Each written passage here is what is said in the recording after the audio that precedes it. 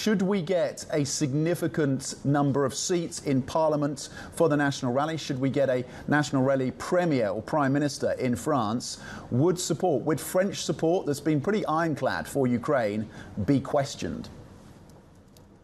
First, I would challenge a bit the premise of your question. I don't think France's support for Ukraine has been ironclad. I think President Macron has come around only, I would say, over the past year in having a much stronger stance against Russia and much more positive towards Ukraine. Before that, we had this phone diplomacy, which actually was getting at odds with the rest of the allies. So, yes, France matters. France is a major European military power, but actually, if you look at the numbers, France is not delivering more than Lithuania. So with all respect for Lithuania, I think France is punching still below its weight. So yes, it will be an upset politically, symbolically, if France were to withdraw its support for Ukraine, but it will not be a major blow as if, for example, Germany were to withdraw its support.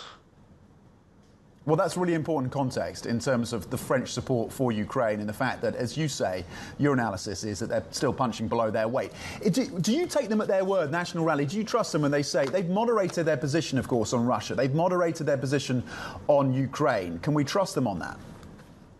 I think it's a bit of a Meloni way of presenting things, meaning there might be a core, there is most probably a core in the Rassemblement National that is very pro-Russia and very anti-Ukraine. But politically and I would say tactically, they're making the choice of watering this down and trying to stay not too far from the mainstream. Not exactly in the mainstream. They are still voicing some criticism and their differences, but not as far as it could cost them too many votes. So I think they're applying the Meloni recipe here, hoping that it will get them enough votes from the mainstream. OK, so that's on the National Rally. And of course, Macron's party still polling in third place behind the leftist grouping as well. So polls suggesting that you will get a political jamming up of the system, essentially, across the French Parliament, and that pushing through a policy agenda will be that much more difficult, given the political arithmetic. What that mean in terms of practical support, military funding and funding for the economy of Ukraine? Does it just dry up in that scenario?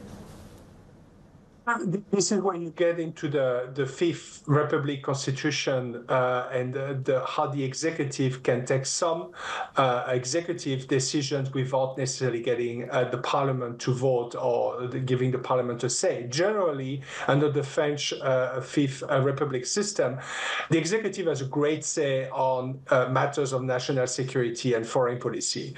Of course, here the problem is the executive might be split between a president, Macron, that is supporting Ukraine, and a prime minister and the rest of the government that is more Ukraine skeptic or neutral in the best case scenario.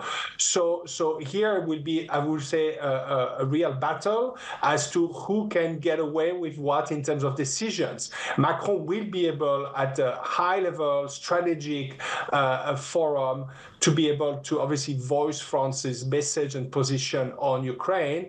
But when it comes to money, when it comes to practical support, he will need the government to follow. And this is where there might be a tension in the system. And there might be some real difficulties in getting France to follow through its commitments that it just made a few months ago in this France-Ukraine bilateral security agreements.